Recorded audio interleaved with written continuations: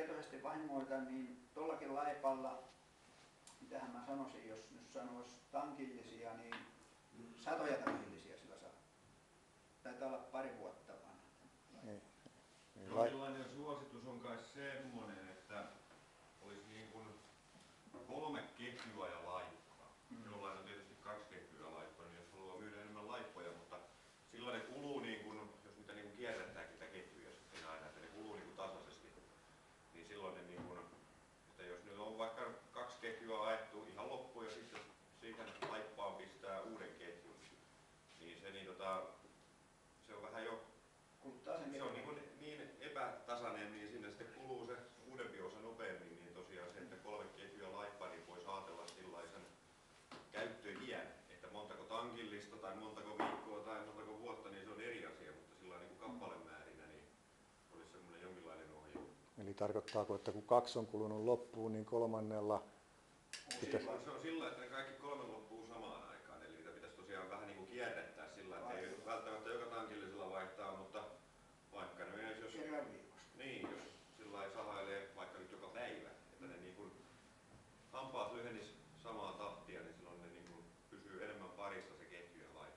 Laipan ihan monta kertaa näkee siitäkin, että kun tämä ketju pyörii lujaa, niin se vähän niin kuin varmulla kisoissa, kun on jyrkkä kurvi, niin ne vähän vie kurvin jälkeenkin korjausta. Niin tässä tulee myös, kun terä menee lujaa, niin se vähän niin kuin jatkaisi vielä tietämistä. Ja se tulee vauhdilla tämän kurvin, niin tähän rupeaa kulumaan. Niin kuin tässäkin näkyy tarkasti katsoa, niin tuossa on pieni kuoppa tuossa. Ja sen takia laippaa on hyvä vaihdella, kääntää muutaman kerran, että se senkin puolesta kuluu tähän. Ja nyt niin kuin äsken sanoin, että tässä selvästi tuntee, että se on vähän niin kuin lekalla levinnyt tämä. Niin hätäapuna vielä voi tehdä tämmöisen laipahuollon. Ja tämä on muutenkin hyvä tehdä, vetää nämä noin 45 asteen kulmalla tämmöisellä lattaviilalla nämä pärseät pois tästä.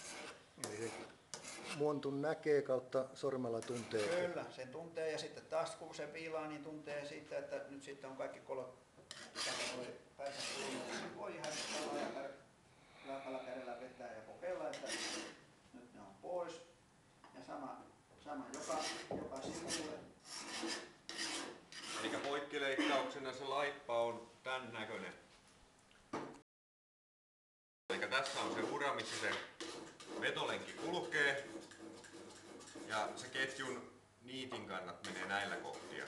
Ja sitten kun se on kulunut, niin se leviää tänne sivulle päin, niin pahimmillaan nämä rupeaa ottaa siihen puuhun kiinni, niin sitten ihmetellään, että mikä on, kun ei laippa enää nukkua. Niin tuossa viilaamisessa, mitä tuossa nyt äänestä päätellen tapahtuu, kun mä katson tänne päin, niin tosta kohtaa yritetään niin kun saada tää levinnyt osa pois. Niin sitten se on periaatteessa melkein parempi kuin uutena toi jälkeen. Elikkä siinä on niin kun vähemmän tätä leveyttä, missä tuottaa kitkaa sille ketjun pyörimiselle, niin se kiihtyykin vähän mukavammin sen jälkeen. Että siitä on niin kuin monenlaista etua, että sitäkin jaksaa vähän huoltaa. Tämä on yksi esimerkki tuoreesta laitosta. Tämä on ihan paritankillista sahattu, että on vielä maalikkin kyljessä. Mutta tässä on käynyt sillä lailla, että on ollut ihan liian löysällä ketju ja se on päässyt hyppään vähän huonoa tuuria ollut mukana hypännyt sillä lailla pois, että tämä kärkipyörä on kaikki. Se voidaan pistää kiertää ja kokeilla pyörittää, niin tämä on jälkeen. Sillä ei enää ketju pyöri. Onko se korjattavissa vai meneekö roskiin? Se on ihan roskatavaraa sen jälkeen. Uusi laite. Verkko paino. Tää tuli huollettua tässä puhetta kuunnellessa.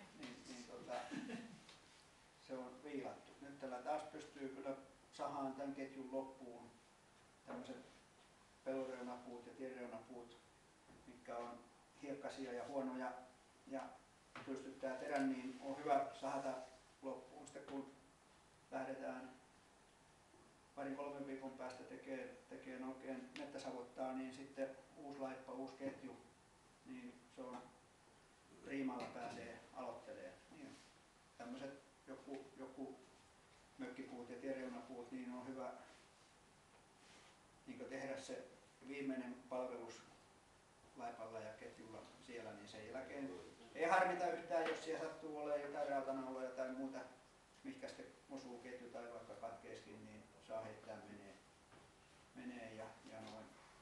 Sitten laitetaan takaisin. Ja tämä olisi aina silloin, kun on hyvä kääntää tämä laippa. Sillä lailla, että kun se oli äsken toisinpäin, niin nyt toisinpäin.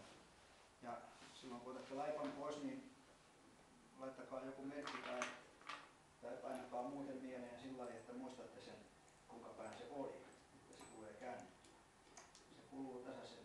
Ja tässä on nyt sitten tasan kaksi vaihtoehtoa, laittaa ketju oikeinpäin tai väärin. Ja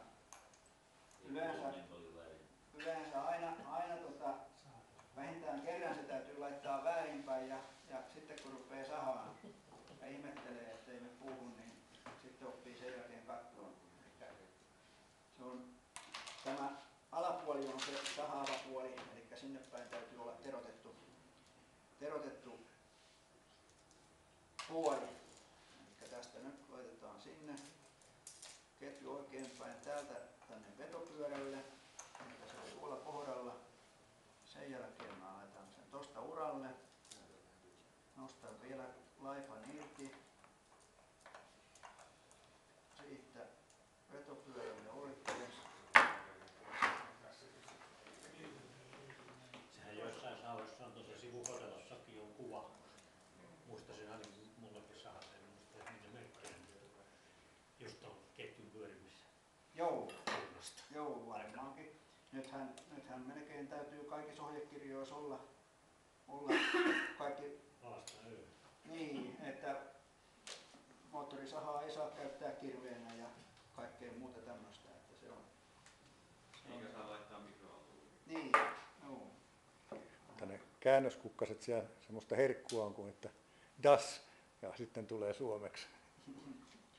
No.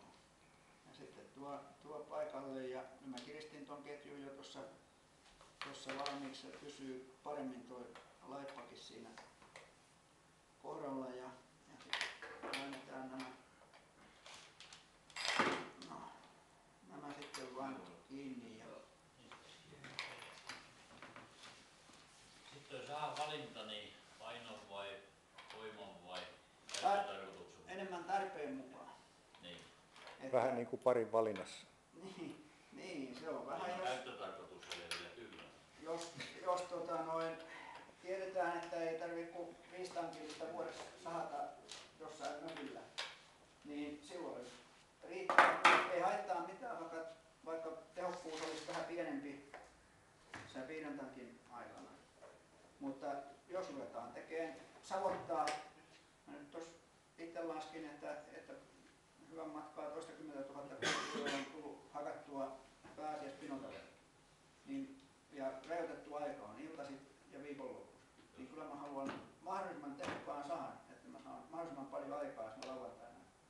Se, että jos mulla on semmonen saha, että mun täytyy koko ajan sitä vähän kannatella ja noin, se menee puuhun harvaksella ja sitten on tehoton, niin mä häviän sen sahahinnan moneen kertaan siinä työskentelyssä.